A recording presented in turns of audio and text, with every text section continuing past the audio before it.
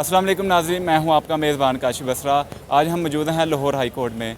यहां पर दिल शाह मर्डर केस के हवाले से समाअत हुई है और इस वक्त हमारे साथ मौजूद हैं चौधरी फ़ाज़ साहब। वो मीडिया से गुफ्तगू कर रहे हैं। लाहौर हाई कोर्ट में अब से कुछ देर पहले समाअत हुई है, जो हमने जॉइंट इन्वेस्टिगेशन टीम को चैलेंज किया है, जो ज़मान पाक के ऊपर जो हमला हुआ उसकी तहकीकात के लिए बनाई गई है।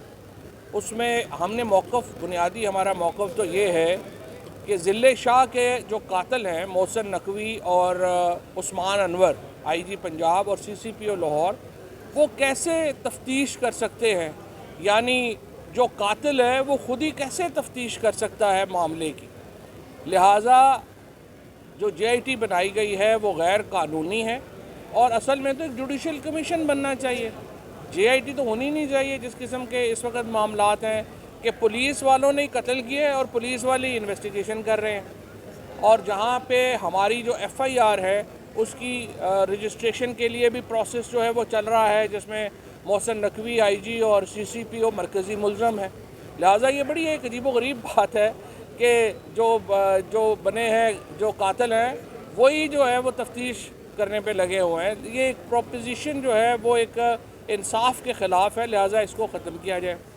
और दूसरा ये कि ये जो मुसलसल एंटी टेररिज्म एक्ट लगाया जा रहा है सियासी वर्कर्स के ख़िलाफ़, और आज तो आपने देखा कि दुनिया की एक बहुत ही जानी मानी जो ह्यूमन राइट्स के ऊपर काम करती है ऑर्गेनाइजेशन, जो अमेरिकी प्रेसिडेंट कैनेडी के नाम के ऊपर उनकी जो बेटे हैं, उनकी जो बेटी हैं वो चला रही हैं और उनका ख़ानदान उसको चला रहा है, वो उसने भी पाकिस्तान में इंसानी हकूक़ की खिलाफ वर्जियों के ऊपर आज अपनी स्टेटमेंट जारी की है।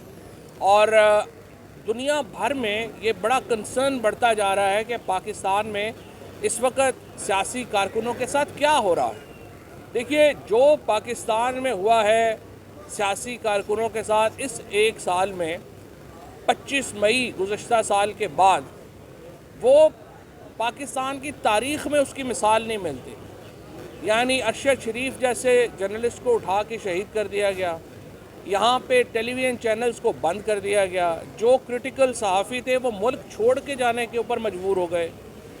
3500 से ज़्यादा तहरीक इंसाफ के वर्कर्स जो हैं उन्हें कैद बंद की सोबतें बर्दाश्त करनी पड़ी। यहाँ पे 10 साल से लेके 17 साल के बच्चों को उठाया गया, उन्हें टॉर्चर किया गया, उन्हें नंगा किया गया। मेन स्ट्रीम लीडरशिप को उठा के जो है वो बग़ैर वारंट्स के लेके गए। आज भी आप देखें अली अमीन गंडापुर के साथ क्या हो रहा है, एक अदालत से दूसरी अदालत, दूसरी अदालत से तीसरी अदालत, और पूरा हमारा निज़ाम इंसाफ जो है उसका मजाक उड़ाया गया। और अब ये जो नया मुतालबा डिफेंस मिनिस्ट्री ने किया है कल सुप्रीम कोर्ट से, ये पाकिस्तान के आइन की बुनियादें हिलाने के मुतरादिफ है। डिफेंस मिनिस्ट्री क्या कह रही है, ख्वाजा आसिफ क्या कह रहा है, पाकिस्तान को फेडरेशन स्टेटस आप ख़त्म कर दें, यूनिटरी फॉर्म ऑफ गवर्नमेंट बना दें। ये अयूब खान साहब का जो 1 यूनिट था वो पाकिस्तान में बहाल होने जा रहा है, अगर ये डिफेंस मिनिस्ट्री की बात जो है वो मान ली जाए। क्योंकि पाकिस्तान के आइन का स्ट्रक्चर ये है कि सूबे अलहदा एंटिटी हैं, वफाक अलहदा एंटिटी है, और ये बुनियादी हमारे आइन का जो बुनियादी स्ट्रक्चर है उसमें शामिल है। और ये वो मुतालबा था जो खैबर पख्तूनख्वा के लोगों में, जो सिंध में, ये एक बुनियादी मुतालबा था कि 1 यूनिट ख़त्म किया जाए और फेडरेशन बहाल की जाए। आज पाकिस्तान की डिफेंस मिनिस्ट्री, पीपल्स पार्टी और ANP, नून लीग की तो चूँकि कोई सियासी इस तरह की कोई उनका इशू ही नहीं है, ना ही उनकी कोई किसी किस्म के ऊपर, आपने माशाल्लाह वो वाहिद पार्टी है जिसकी किसी कोई प्रिंसिपल के ऊपर कोई पॉलिसी आपको समझ ही नहीं आएगी कि इनकी क्या, इसलिए उनको छोड़ दें। पीपल्स पार्टी, ANP जो कोalition का हिस्सा हैं, जिनके नीचे है ये फेडरल इस वक्त डिफेंस मिनिस्ट्री, वो कह रही है आप फेडरेशन ख़त्म कर दें, 1 यूनिट बहाल कर दें। ये नाकाबिल कबूल होगा, ख़ुसूसन छोटे सूबों को नाकाबिल कबूल होगा। और अगर आपने ये बुनियाद ही ख़त्म कर दी कि बलूचिस्तान के अंदर वो असम्बली नहीं तोड़ सकते जब तक इस्लामाबाद की असम्बली ना टूटे, सिंध के लोग अपनी असम्बली में इलेक्शन ही नहीं करा सकते जब तक पंजाब में और खैबर पख्तूनख्वा में और सेंटर में ना हो। आपने तो आइन की बुनियादें हिला दी हैं ये एप्लीकेशन दे के। और जिन लोगों ने भी चीफ जस्टिस साहब को ये एप्लीकेशन की ये तजवीज़ दी है उन्हें आइन का फिर कोई पता नहीं है, उन्हें फेडरेशन के कॉन्सेप्ट्स का नहीं पता, उन्हें 1 यूनिट का, उन्हें पाकिस्तान की हिस्ट्री का ही नहीं पता। ये एप्लीकेशन जो मूव हुई है, देखें आप आइन के साथ जो इस वक्त खिलवाड़ हो रहा है ये बहुत ही एक ख़तरनाक बात है। आपने सुप्रीम कोर्ट को ये कह के इलेक्शन कमीशन ने कि हम इलेक्शन नहीं करा सकते, तो फिर आप अपने दफ्तरों को ताले लगाएं, घर चले जाएं। अगर इलेक्शन कमीशन कह रहा है हम इलेक्शन नहीं करा सकते, मुझे बताइए इलेक्शन कमीशन का फिर काम क्या है? हम करोड़ों रुपया नहीं अरबों रुपया आप पे ज़ाया कर रहे हैं। अब आपने कल कहा कि नहीं वो हम टेंडर गलती से हो गया था, डॉन में 100 मिलियन रुपया हम घर पे नहीं लगा रहे थे, बट फैक्ट इज़ आप तो नई गाड़ियाँ ख़रीद रहे हैं। आपके दफ्तरों में देखते हैं जाके, हर दफ्तर के ऊपर सिक्योरिटी जो है वो लहदा खड़ी। अगर आप इतने खौफजदा हैं कि आप आम आदमियों के साथ बात नहीं कर सकते, बाहर आप निकल नहीं सकते, 70-75 साल आपकी उम्र हो गई हुई है, इसलिए आप नहीं लोगों से आंख मिला सकते, इसलिए आपको शर्म आ रही है कि आपने पाकिस्तान के लोगों के साथ खिलवाड़ में आप हिस्सेदार हैं।